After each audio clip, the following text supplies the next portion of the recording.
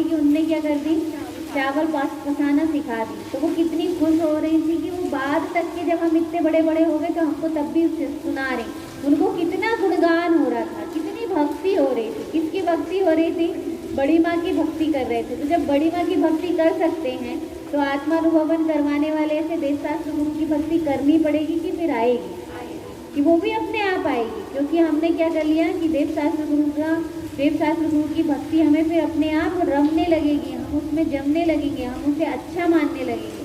तो वो देवशास्त्र गुरु की भक्ति हमें सुहाने लगेगी, है ना। क्यों सुहा रही है, क्योंकि उनने क्या किया, हमको मोक्ष मार्ग बता दिया। क्या बता दिए, मोक्ष मार्ग बता दिए। फिर उसमें नींद नहीं आएगी, फिर उसमें ऊँगना कौन सा प्रचला वाला नहीं चलेगा कि ऐसे ऐसे झपकते भी जा रहे हैं, ऊँगते भी जा रहे हैं। और द्रव्य पता नहीं, वो एक द्रव्य चढ़ रही थी, फिर कोई आसपास तो नहीं देख रहा, कोई बात नहीं, अभी और झपकी ले लो, एक दो झपकी और ले लो, आज मंदिर खाली, अपन तो अकेले हैं, अकेले में द्रव्य चढ़ गई तो चढ़ गई, नहीं चढ़ी तो इकट्ठी उठा के डाल देंगे मुट्ठा भर, और झपकी लेना पहले जरूरी है। तो वो क्या होगा, यदि देवशास्त्र गुरु की महिमा होगी तो आपके जो प्रचला नाम का जो कर्म का उदय दर्शनावर्णी का, वो भी कैसा हो जाएगा, वो भी क्षीण हो जाएगा। होता है ना, उत्साह जहाँ होता है, उत्साह जहाँ होता है वहाँ झपकी नहीं आती, वहाँ नींद नहीं आती, है ना।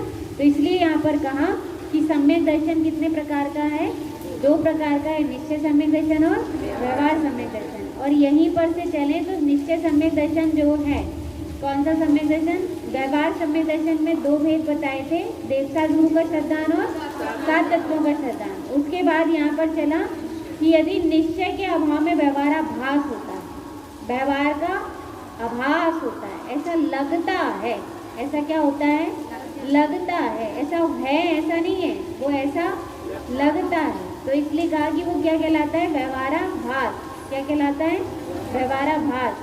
तो इसलिए यहाँ पे कहा, अब ये क्या दिए कि दर्शन मोहिनी का उपसम, क्षयोपसम और क्षय के निमित्त से सम्यक दर्शन कितने प्रकार के बन जाते हैं, 3 प्रकार के। कौन कौन से, औपसमिक सम्यक दर्शन, क्षयोपसमिक सम्यक दर्शन और क्षयिक सम्यक दर्शन। इसके लिए आपने उदाहरण कई बार सुन भी रखे होंगे कि एक पानी है और पानी में गंदा पानी है, तो गंदा पानी में क्या हुआ कि जितने भी गंदगी थी वो बैठ गई, तो बैठ गई है, लेकिन कभी भी क्या हो सकती है, वो उभर सकती है। क्या हो सकती है, उभर सकती है। तो जब तक बैठी है उसको बोलेंगे उपसम, बैठी है जब तक क्या है, उपसम। देखो जितनी भी अपने विषय कषाय का रुचि है ना, यदि वो अपने अंदर बैठा हुआ है, विषय कषाय की रुचि क्या है, बैठी हुई है, जबकि वो मोहों को पसंद है, आत्मा को भी पसंद नहीं है और शरीर को भी पसंद नहीं है। लेकिन यदि वो मोहों को पसंद वाली चीज भी यदि बैठी है, विषय कषाय बैठे हैं, तो वो कभी भी क्या हो जाएंगे, उभर जाएंगे, कभी भी क्या हो जाएंगे, उभर जाएंगे। इसलिए इनको मात्र बैठाना नहीं चाहिए। अपन क्या करते हैं कि इसका दृढ़ होकर, संकल्पित होकर निकालने की कोशिश नहीं करते, अभ्यास नहीं करते।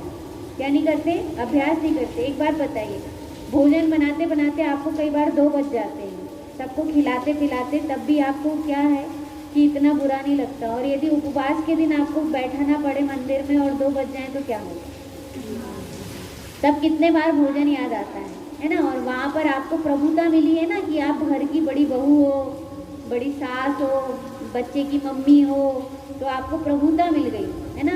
तो वो प्रभुता के कारण वो प्रभुत्व जो रहता है ना, लाभ मिल गया उसमें अपन ने पढ़ा था ना कि मिथ्या चारित्र किसका नाम, जिसमें क्या होती है, जिसमें ख्याति, लाभ और पूजा। तो आपको पूज्य बना दिया गया घर में और कह दिया गया, अरे वो फिर प्रशंसा हो गई, अरे इतनी अच्छी बहू है हमारी, और वो अरे हमारी सासू जी इतनी अच्छी है कि चाहे कितने बज जाए, 2 बज जाए चाहे 3 बज जाए, सब लोग खा लेंगे, सबको खिला देंगे, और उसके बाद कच्छू नहीं बचे तो भी पोंछा पाँची की जो है वही पहुँच पाँच के खा लेंगे। इतनी अच्छी हमारी कौन है, बताओ। आपको भोजन नहीं मिल रहा है ना, और 2 बजे तक के भी भोजन नहीं मिल रहा। मुझे आज बहुत लग रहा था कि आप लोग बहुत पुरुषार्थी रहते हो, पर वो पुरुषार्थ आपका चलता किस में है। मैं सोच रही थी कि हम लोगों के जीवन में तो ये है कि भाई टाइम फिक्स हो गया तो भोजन कर लिए, लेकिन आपके इधर तो क्या है कि ग्राहकी पड़ गई, या फिर वो आ नहीं पाए, भैया आ नहीं पाए, तो अब वे आएंगे तभी हम क्या करेंगे, तभी खाएंगे या उनके साथ खाएंगे।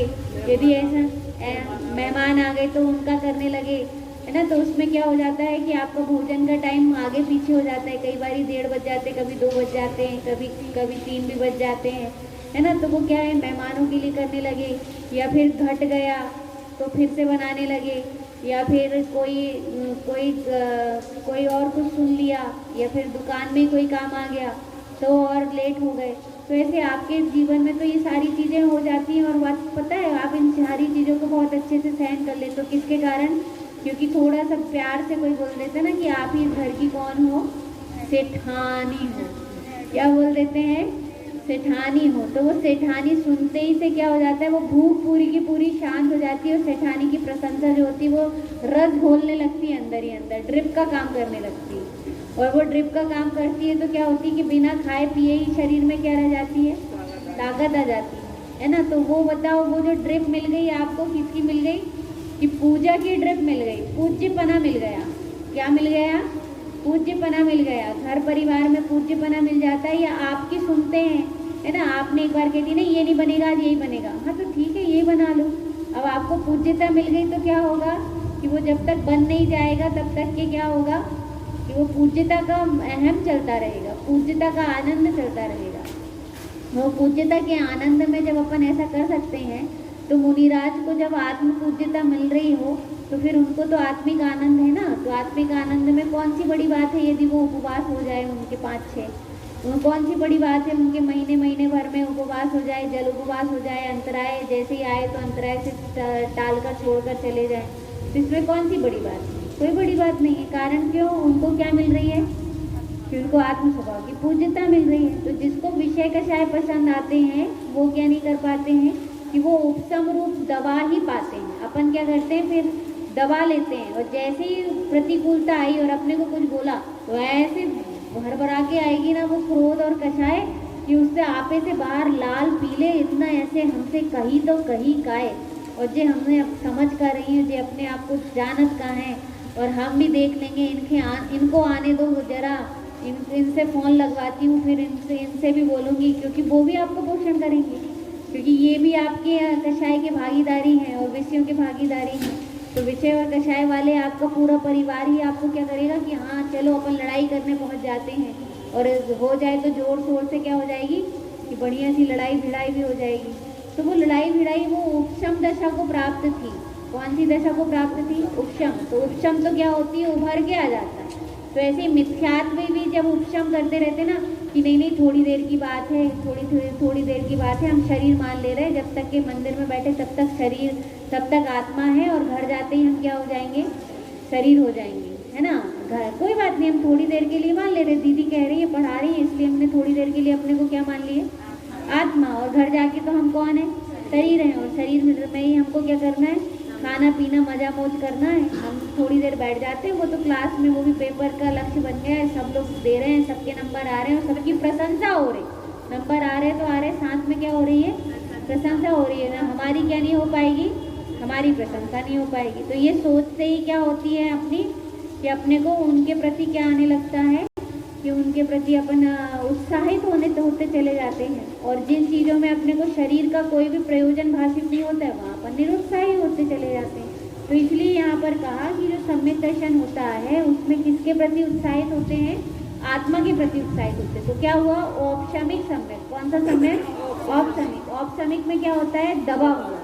उपशम में क्या होता है, दबा हुआ। और क्षयोपशम में क्या होता है, सदवस्था रूप उपशम और देशघाती का उदय, है ना। आप तो ये शब्द समझ में आने लगे, सदवस्था रूप उपशम और देशघाती का उदय। सर्वघाती का सदवस्था रूप उपशम और देशघाती का उदय, इसको क्या बोलते हैं, क्षयोपशमिक। इसको क्या बोलते हैं, ये वाला उदाहरण